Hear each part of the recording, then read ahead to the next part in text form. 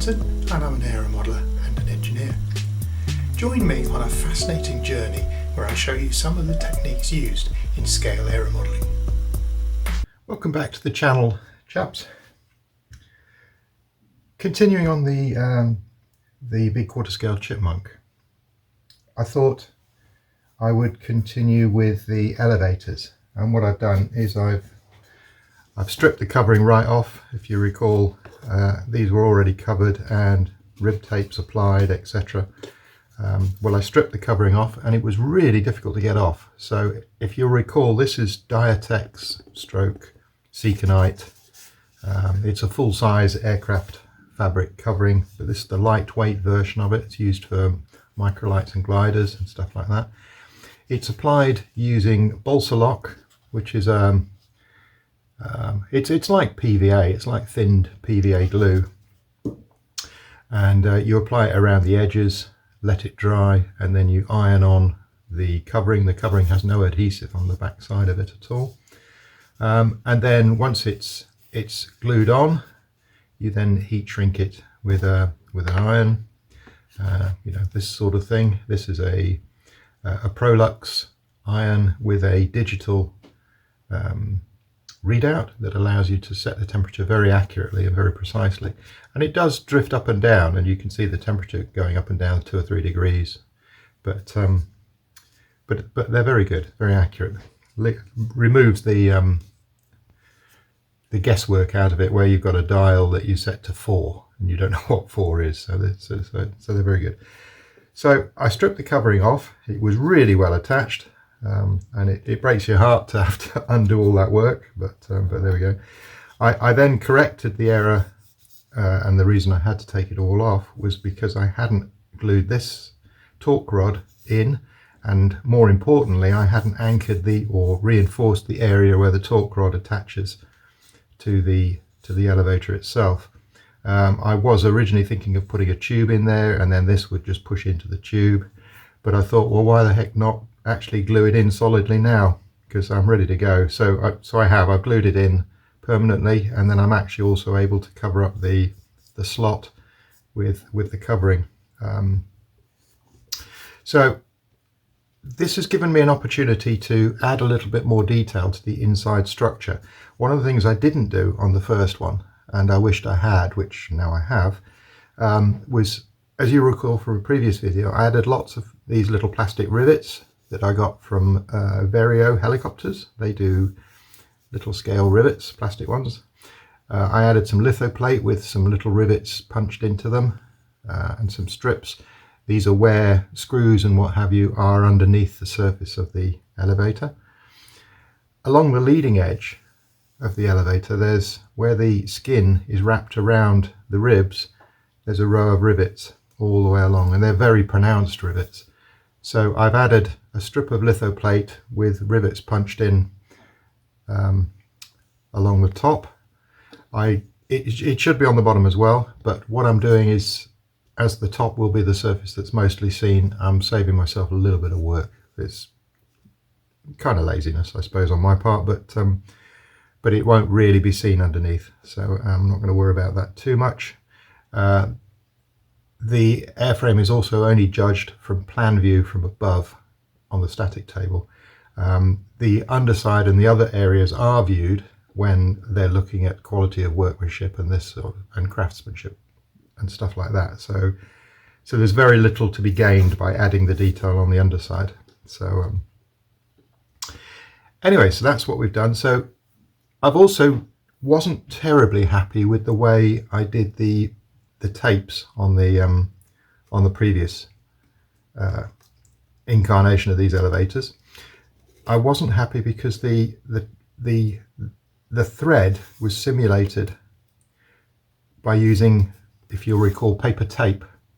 And little strips of sticky paper tape were glued on at 1/2 inch intervals, and it just didn't work for me. So I'm going to try another method this time, and we'll see how that works. But what I'm going to use is 30-second chart pack tape, and this is a self-adhesive vinyl tape that they use for arts and crafts, for you know, adding graphic lines to maps and stuff like that. This is really pre-IT and pre-CGI and computer graphics and stuff like this. Nowadays you do it in the software. But this is the tape, and I'm going to use little tiny pieces of that at 1/2 inch intervals along there, and then we'll put the rib tapes on, and we'll see if that gives us a better look. So I've not heard of anybody trying this before, so it should be fairly new.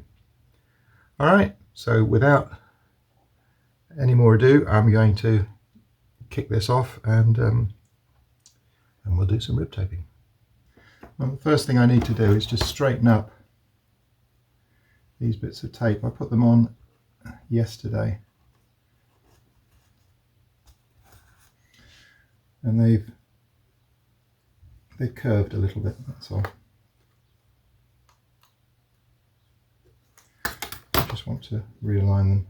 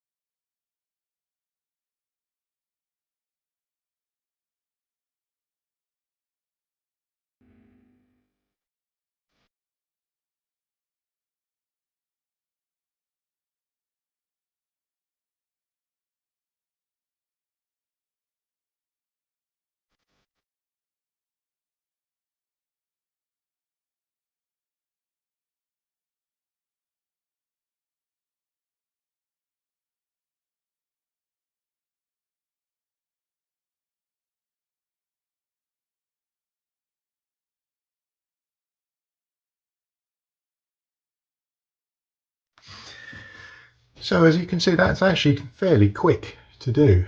A little bit quicker and easier than the paper tapes, to be honest.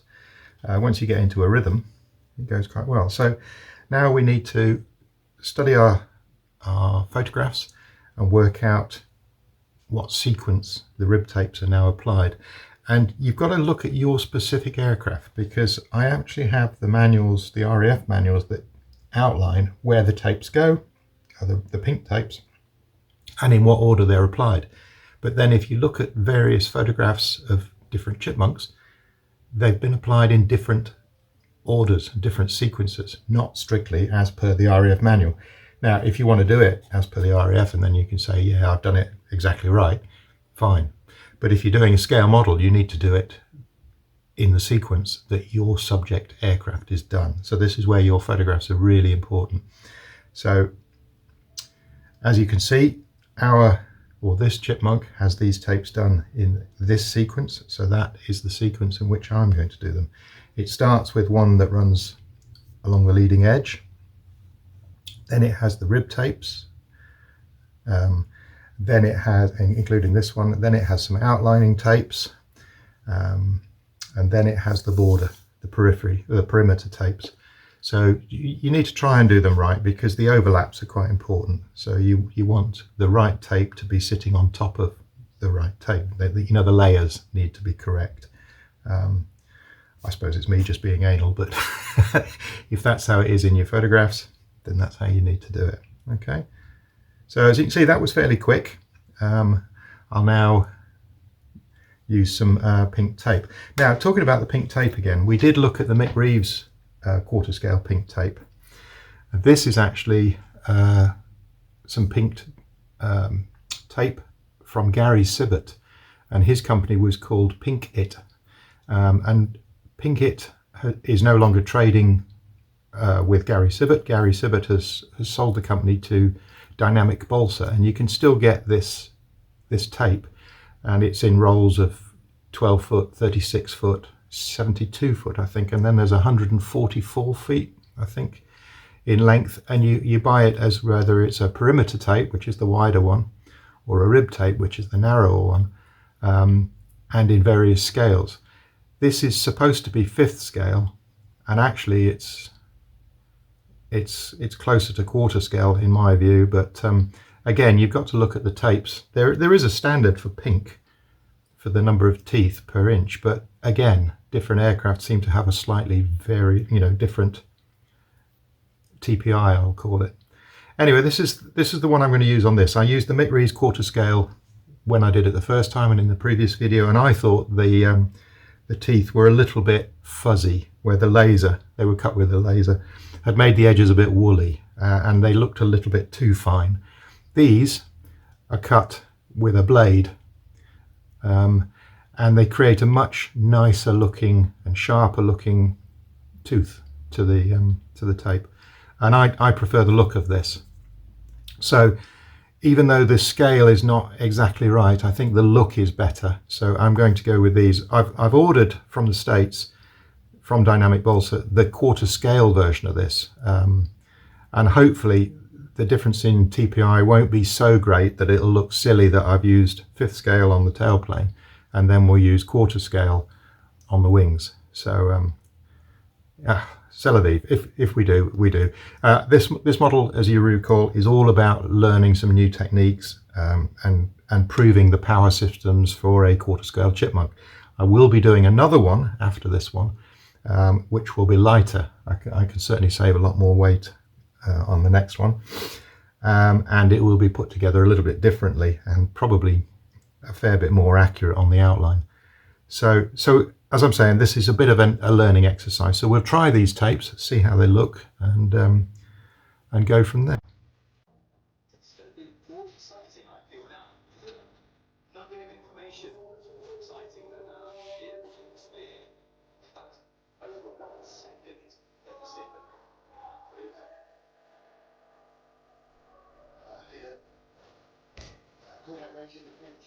He starts off holding Chippy starts on us for body duties management and the will duties challenge.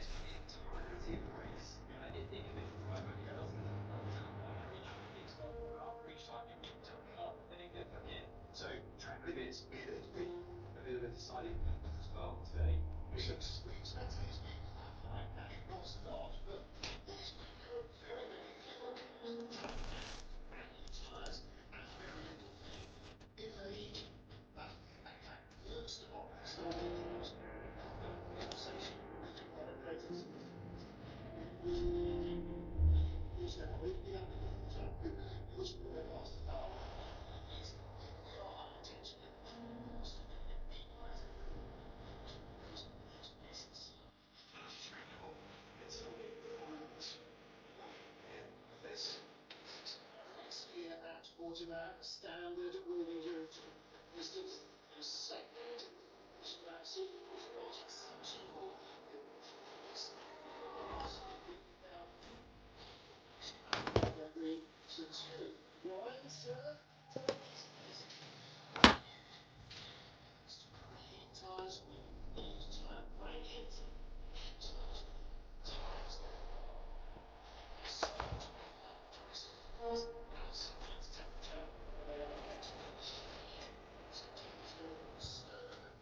To avoid utter carnage at the start, I was requested in the 60. I linked Ferrari, but that is even used a long way behind the pack to that ballast to the deficit. And in a P2 car, and the four-panel car, the Diatex is made up of one. It's not quite right. Dorian was past Bolivia. That's really past the taken out today. It's a real fight over that. Independence victory, flashing in the lights, overtaking part of the track, but it's not easy. Just wondering, Milano with the return. Nick Nielsen, the number 50 from Rio, beside me, has a bit more pace actually than the 51 at Milano. Good return to it, deserves the information. But the cars, Havilland, arguably, versions of the 300 full season car. Very similar also, aren't they? But Toyota, as far as the team going to win, certainly has to race the last couple of seasons. For sure that losing that fluke not sort of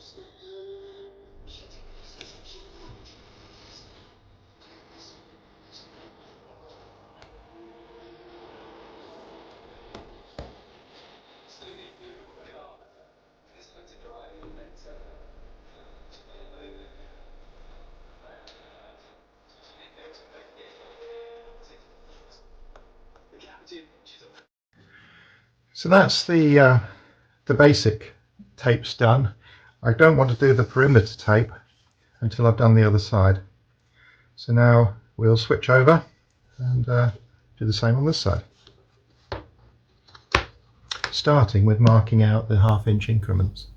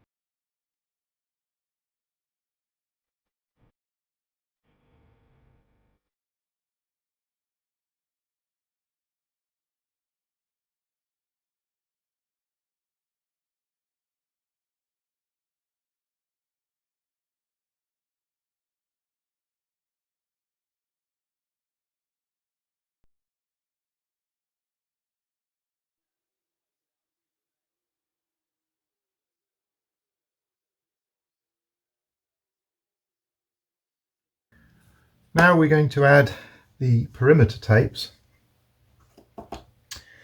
and what I'm going to do is I'm going to use a narrow one for the tip, to get it to go around the curve, and then I'll use a large one, a thick one, for along the back edge. So if you recall what we did last time on the other video when we were using Diatex, you effectively attach material at one end right in the middle. You have to get it right in the middle.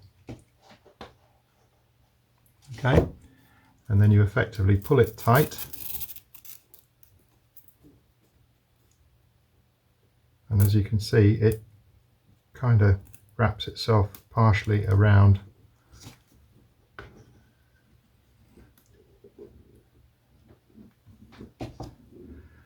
and does some of the folding for you.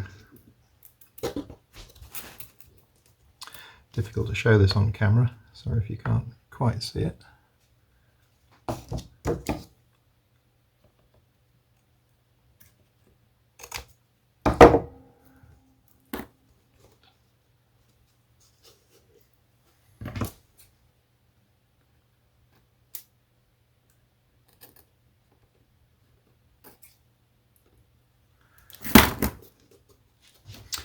So then, as we did before, you simply start at one end and you lift your elbow up gradually, increasing the angle as you go.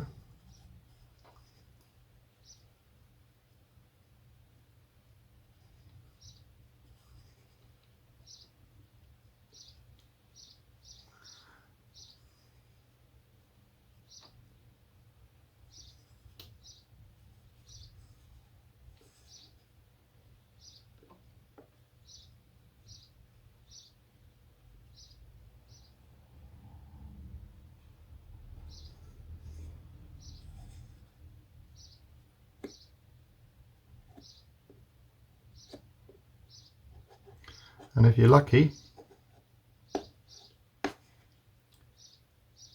should be able to just about tease all the wrinkles out.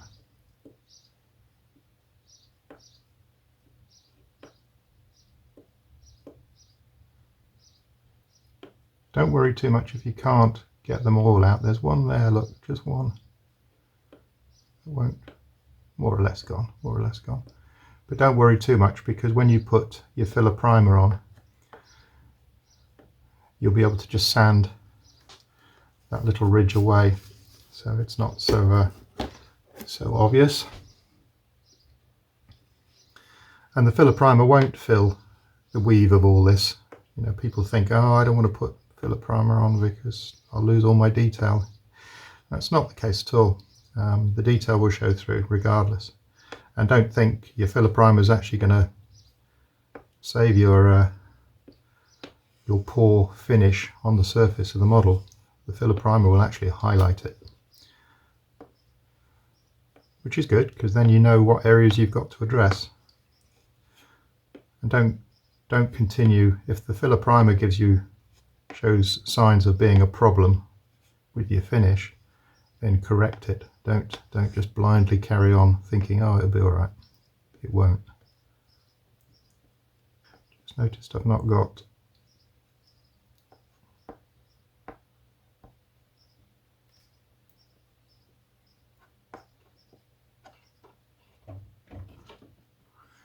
in between the rivets.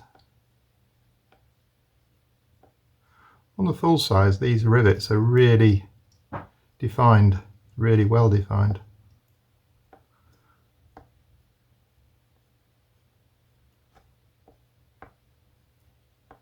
So that's what we try to emulate on the model. Okay, so that's the perimeter of the tip done. Then the trailing edge, I'm going to use the perimeter tape, the wider tape.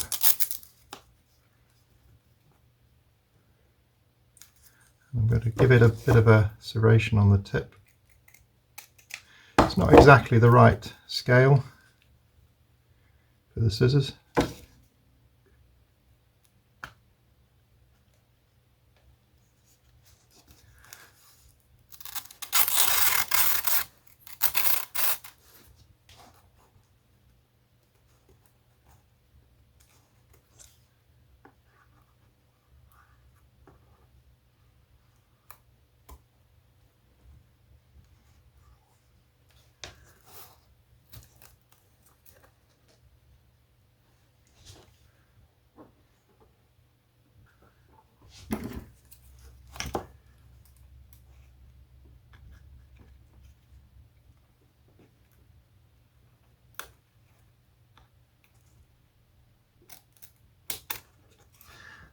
Let's use the pinked scissors for this.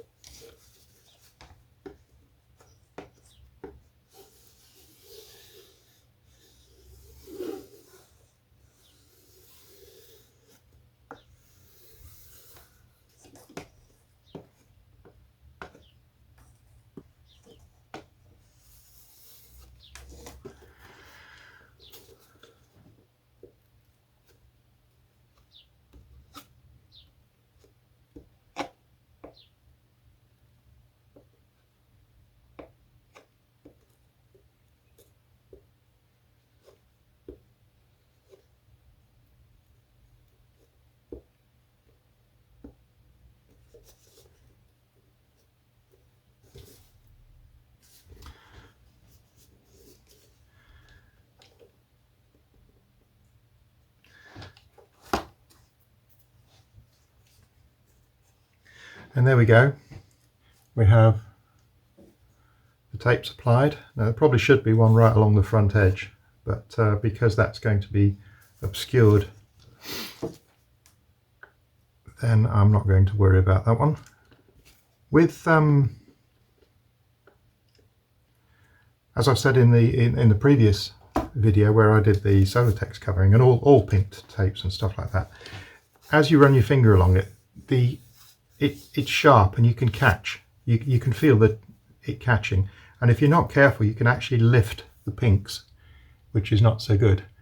So what I do now is I'll put probably 1 or 2 coats of dope on this to seal it and to also soften the edges of the tape and to bring, keep the tape edges down. I'll then very, very lightly sand it with probably one of these foam pads, sanding pads. A couple of coats of dope should do it. So there we go. So that's the elevators redone, and I think these are much nicer. You can't really tell yet until we put some paint on it whether these rivets are going to be visible and how good this looks, but the stitching looks much better. I'm really happy with that. I could even go down to 64th, but I think 32nd is going to be fine. So there we go. Hope you've enjoyed the video. If you have, click like and subscribe, and I'll see you on the next one.